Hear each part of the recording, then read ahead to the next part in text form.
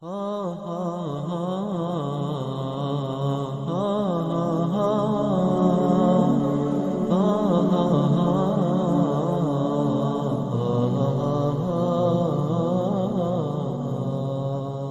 those who attribute themselves to this ummah, who love and call for democracy, the century of democracy is the century of massacres of Muslims by those who claim democracy.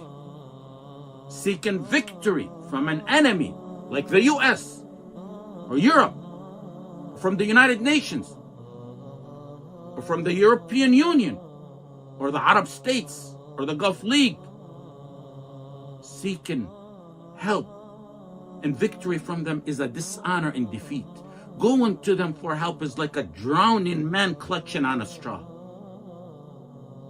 In an interview with the Saudi state-owned broadcaster Al-Arabiya on Sunday, Syria's de facto leader Ahmed al-Sharaa said that holding elections in Syria could take up to 4 years. This is the first time he has commented on a possible electoral timetable since Bashar al-Assad was ousted earlier this month.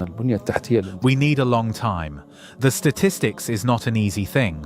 Without this, the electoral process will be dishonest. Any electoral process without accurate statistics on the number of voters and those who will participate in the elections, how will we know that the people voted and chose correctly? So you need to prepare the infrastructure before we go to the elections. Al-Sharaa said this process would involve drafting a new constitution.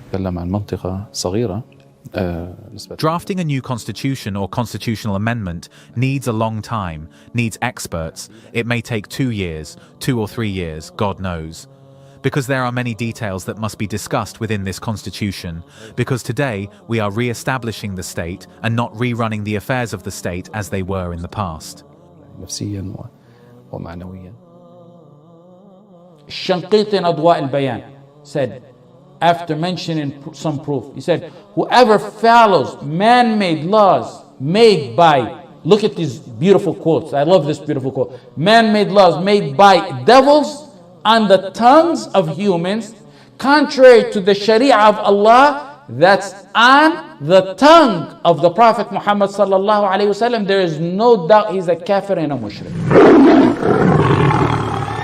Bismillahir Rahmanir Rahim. وبه نستعين.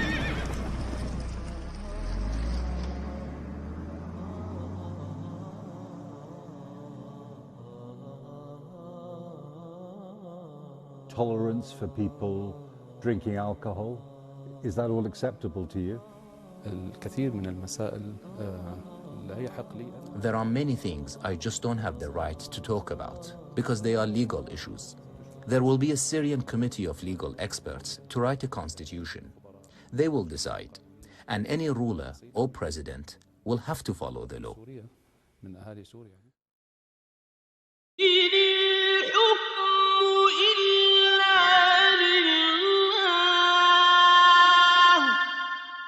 The command is for none but Allah.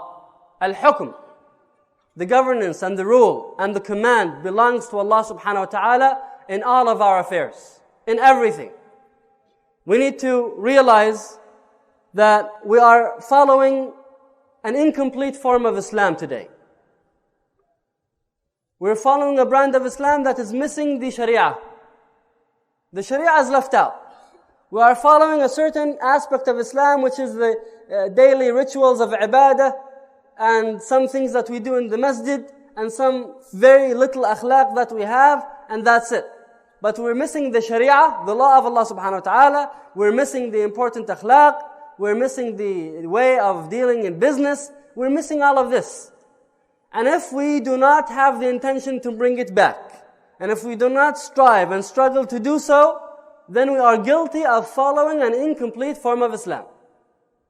And the only excuse we would have in front of Allah subhanahu wa ta'ala is if we strive and struggle to bring back the complete form of Islam. If we do that, then we hope that Allah subhanahu wa ta'ala will forgive us for this shortcoming. Yusuf is saying, in al-hukmu illa lillah. All command belongs to Allah. Do we follow the commandments of Allah in business? Do we follow the commandments of Allah in criminal law? Do we follow the commandments of Allah in international law? Do we follow the commandments of Allah in politics? Do we follow the commandments of Allah in economics? Do we follow the commandments of Allah in social laws? If we're leaving all of this out, what are we following? And then Yusuf is telling them the justification why the rule should belong to Allah. Because he says,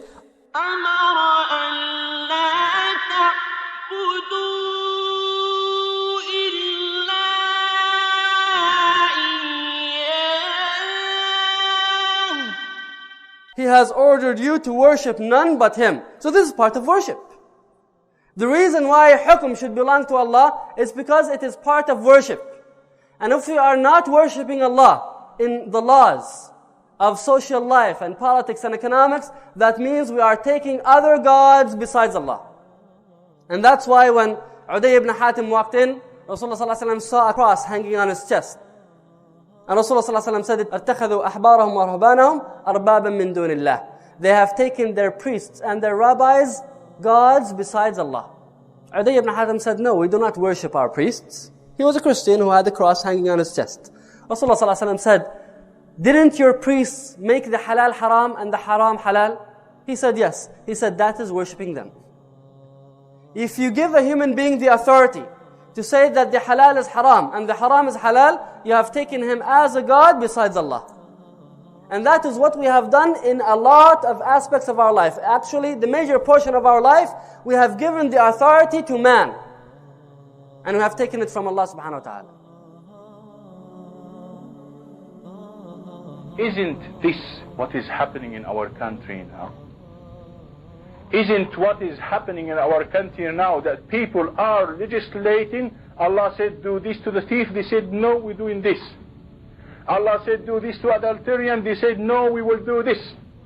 Allah said, in fact, they are not looking what Allah said. They are just putting their own law. If it matches the Sharia of Allah, okay. If it doesn't match, we are not interested. We don't even look. They don't even, when they legislate, they don't even bother to explain things. They just make, this is the law, right? A man cannot marry two women, for example, in Egypt. Or let's say in Saudi Arabia. Don't humiliate the flag of the Americans. Whoever humiliate the flag, this is a law, this is legislation. And I will give you a list of legislation. There is 35 corporations in Saudi Arabia. Each one has the right to legislate. So to Allah and to Rasulullah sallallahu alaihi wasallam, obeying other than Allah in Allah's matter is worshipping.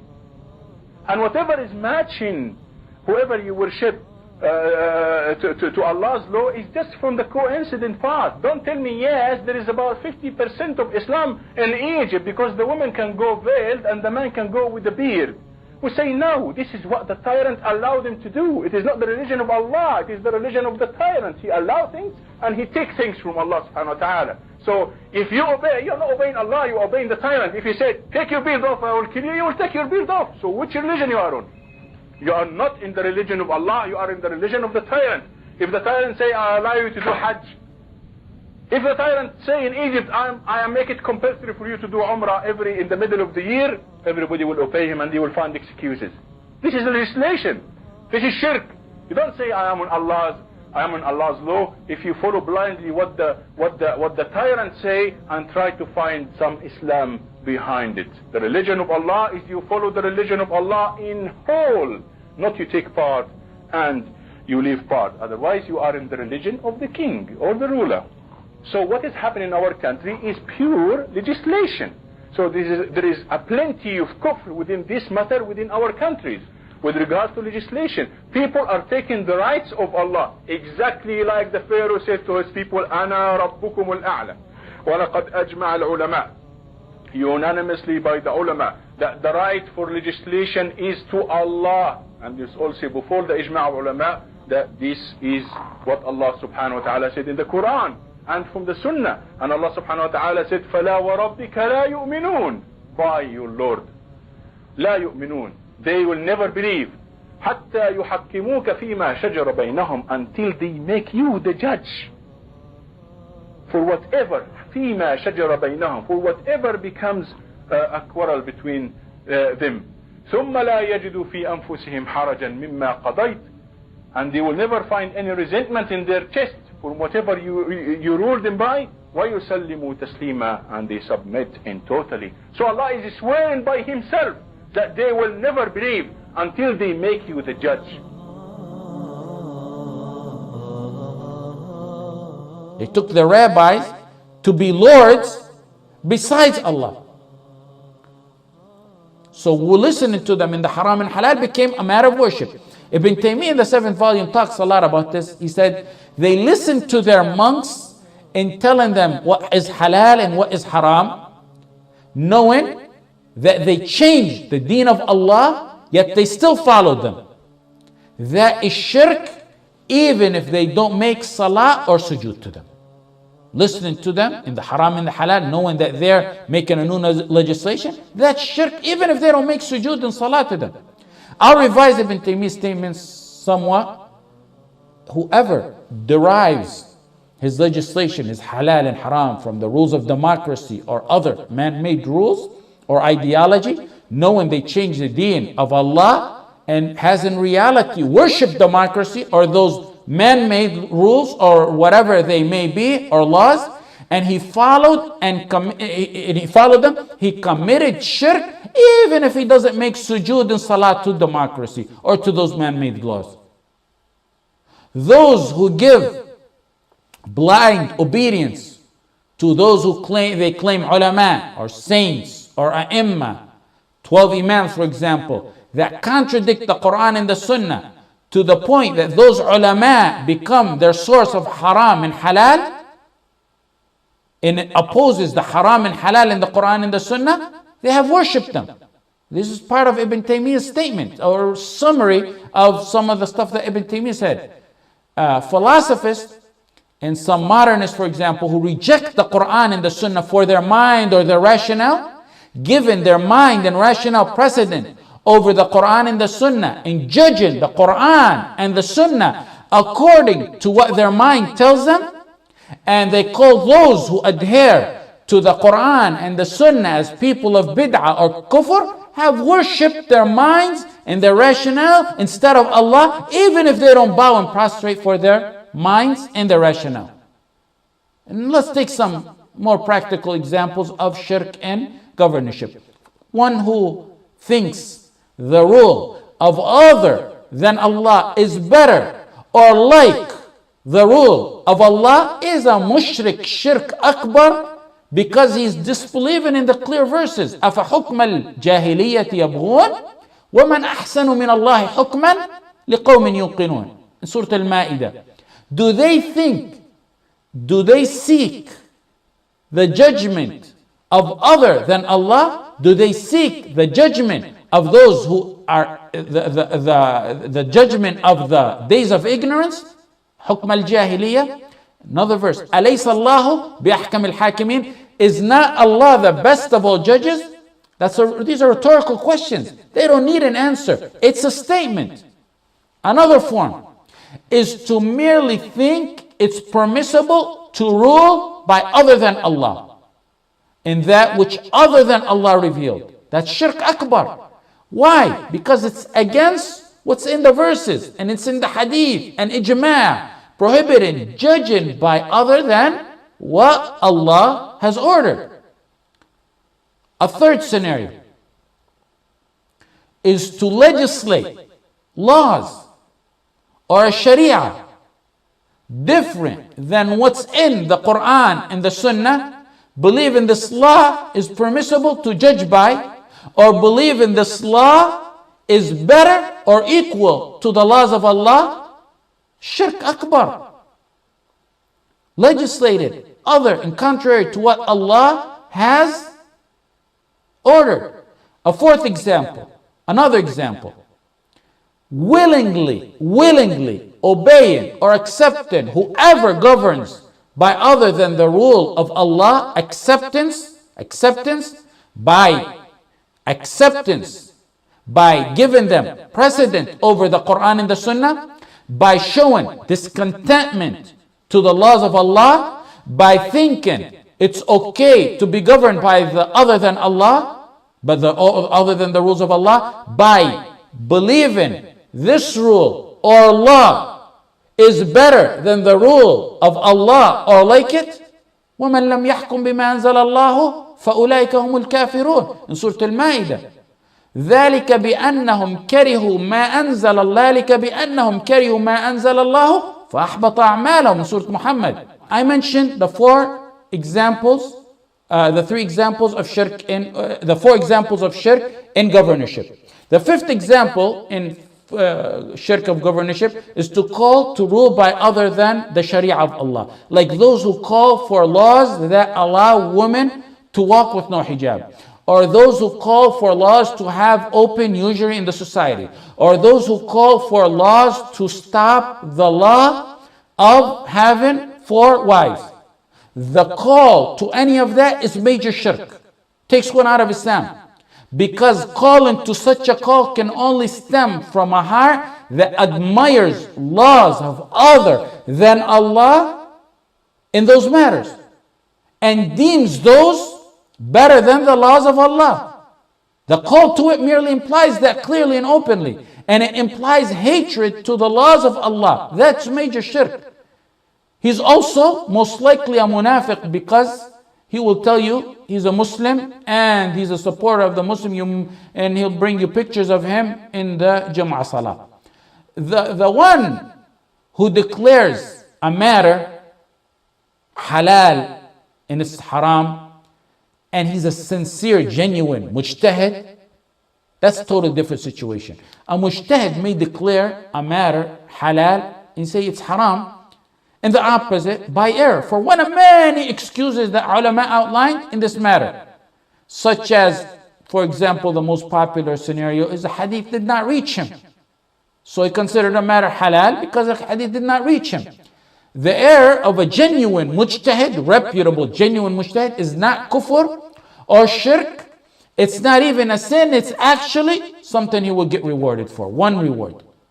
For one who knows it's wrong and follows a path different from the path of the Prophet ﷺ knowingly, that's shirk. Ibn Taymiyyah, in his third volume of the Fatawa, said, when one makes halal haram or opposite, that has an ijma' on it, or switches and replaces the Sharia, meaning replaces the Sharia with another, then its consensus is kafir by the consensus, by ijma' of the fuqaha. In volume 35, he spoke about ulama as well, pertaining to this matter. He said, when a alim leaves his knowledge of the Quran and the Sunnah and follows a ruler who's in opposition to the rules of Allah and His Messenger and apostate legislations, he is worthy of punishment and the life after, and he is an apostate. Ibn Kathir, in Bidayah wa Nihaya, in the 13th volume, he said, whoever leaves the shara that was revealed to the Prophet Muhammad ﷺ and chooses to be governed by other than the Sharia, that's kafir. He means if you leave the Quran and Sunnah to go to the laws of the Torah in the Bible, that's what he means. Then he went on to say, in Bidayah, he said, if that's for those type of laws, at one point in time, those were laws from Allah before they were tampered with, before they were abrogated. Those were laws that Allah sent to people. He said, if that's for those types of laws today, because they're now abrogated, imagine how it is for one who chooses to be governed by other laws. Whoever does so is kafir by ijma'. Shanqiti in Adwa al-Bayan said, after mentioning some proof, he said, whoever follows man-made laws made by, look at these beautiful quotes, I love this beautiful quote, man-made laws made by devils on the tongues of humans, contrary to the Sharia of Allah that's on the tongue of the Prophet Muhammad sallallahu alaihi wasallam, there is no doubt he's a kafir and a mushrik. Only one who doubts that is one who Allah obliterated his vision and blinded him from the brightness of revelation.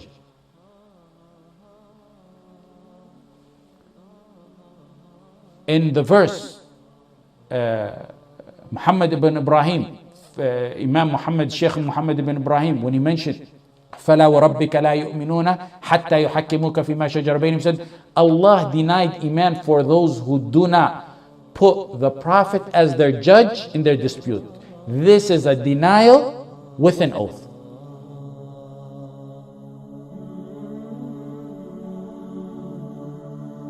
Now we give you the rule, those are kafirs and they need to be fought. Right.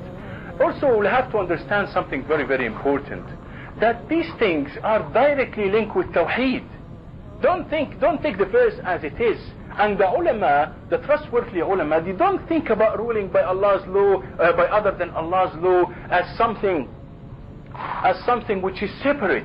It has a lot to do with Tawheed. Allah himself, he linked it with Tawheed. Allah himself, he swear, he said they will never believe until they make you the judge. Allah himself subhanahu wa ta'ala, he said the reason for the book is to rule. I have sent you the book only to rule. When Allah subhanahu wa ta'ala said in Surat An-Nisa, أعوذ بالله من الشيطان الرجيم إنا أنزلنا إليك الكتاب بالحق. We have delivered to you the book in truth.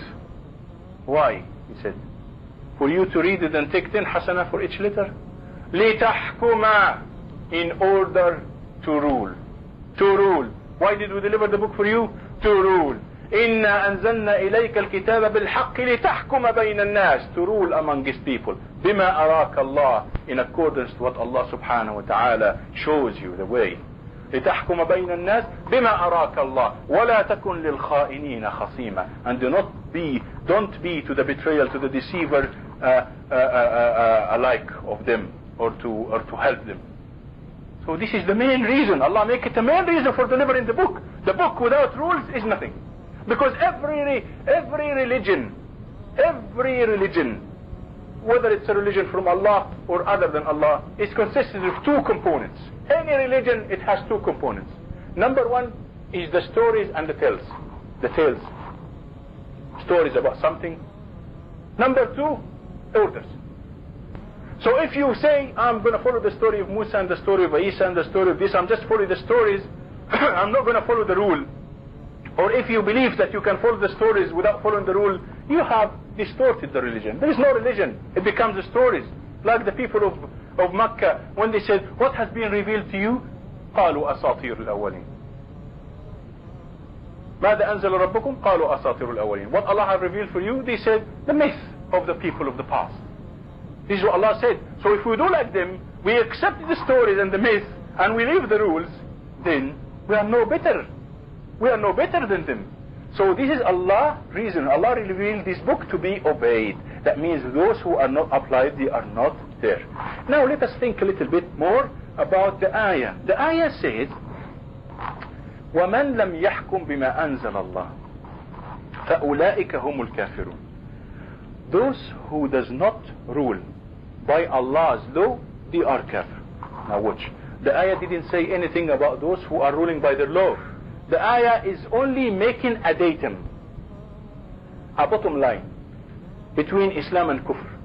Says that those who are not ruling by Allah's law, this is the first degree of the big Kufr. Those who are not ruling by Allah's law, they are kafir. أولئك هم الكافرون. Even Allah put emphasis that they are not just kafir, they are the kafir. The kafir. More emphasis. So the ayah is talking about those who are not ruling by Allah's law. It's enough if you say, I'm not ruled by Allah's law, or if you don't practice Allah's law in the thing, for Allah subhanahu wa ta'ala, it is enough for him that he called you a kafir. The ayah didn't say anything about those who get their own law. Now, for a person who does not rule by Allah's law, Ibn Abbas said what? Kafa bihi kufra. Ibn Mas'ud said what? Ibn Mas'ud said this is kufr. The ulama said what? Said kufr. Allah said what? Said kufr. So just not to be ruled by Allah's law, it is kufr, even though you are not ruled by any other thing. Now, you are not ruled by Allah's law, and you have imposed your own law. What that makes that kufr? It makes it a bigger kufr. That not only that you are kafir because you are not ruled by Allah's law, but also you have made yourself a mushrik. You have put some laws or accept some laws from other than Allah, and you said, I'm going to be ruled by this. So the first kufr, for not ruling by Allah's law, for not ruled by Allah's law. The second kufr, for choosing another law. This is even a bigger kufr. and most serious kufr. Then what if you're not ruling only by Allah's law, and also imposing your own law, and also punishing those who don't want to be ruled by Allah's law, who want to be ruled by Allah's law and don't want to be ruled by His law. So it's a kufr above kufr above kufr. And what about those who are not, but what about yourself, who are making it a way of living, that those who went to be ruled by other than Allah's law, by my law, I will give them jobs and I will give them I will give them benefits. So even this is a bigger kufr than that kufr than that kufr. It's a kufr above kufr above kufr above kufr. Especially when you're punishing those who are humiliating those who are telling you that this is haram. And what if you, after all that, call all this can be accepted in Islam? That means you are saying all this kufr above kufr above kufr above kufr, you are calling it tolerable in Islam. So this is totally another religion. It's a kufr above kufr above kufr above kufr above kufr. And this is what we believe. And here we have to understand something very, very important. When Allah subhanahu wa ta'ala says to us, listen to the rulers and obey them even though they take your money and lash your back. This is because if your problem with them, be patient, don't cause fitna. But if their problem, these rulers with Allah, you can't leave the right of Allah. Allah said, don't listen to them, fight them until there is no fitna and kill them, because they are being given the rule with the permission of Allah subhanahu wa ta'ala. And when they denounce Allah, automatically this permission falls down and crumples. So if they take my money as a person, and they take my honor as a person, and they take my belongings as a person, I am ordered by Allah subhanahu wa ta'ala not to cause fitna because of my personal belongings. Yes? But if they take the right of Allah, I am ordered by Allah, the same Allah who asked me, if they take your personal belongings and if they humiliate you personally, don't retaliate for yourself and don't cause fitna among His people. He is the same Allah. He said to me, وَقَاتِلُوهُمْ حَتَّى لَا تَكُونَ فِتْنَةً وَيَكُونَ الدِّينُ كُلُّهُ لِلَّهِ, and fight them until there is no fitna and the whole of the religion for Allah. So when it comes to taking the religion of Allah, Allah said fight even if you get killed. Don't worry, leave nothing. المشرعين الآن الذين ينازعون الله في اسمه الحكم، إن الحكم إلا لله، إن الله هو الحكم، وينصبون أنفسهم مشرعين. هذا رئيس لجنة التشريع وهذا نائبه وهذا وزيره، فذاك علق بهم اسم الطاغوت، علق بهم اسم الطاغوت، لا يعرفون إلا بالطواغيت. ولذلك أمر الله بالكفر بهم وأرسل الرسل في ذلك. ولقد بعثنا في كل أمة رسولا أن اعبدوا الله واجتنبوا الطاغوت. هذا اسمهم وهذا وصفهم في القرآن. إن الحكم إلا لله أمر ألا تعبدوا إلا إياه ذلك الدين القيم ولكن أكثر الناس لا يعلمون. That is the true religion. That is the true religion. If we want the true religion, that is the true religion. ولكن أكثر الناس لا يعلمون, but most men know not.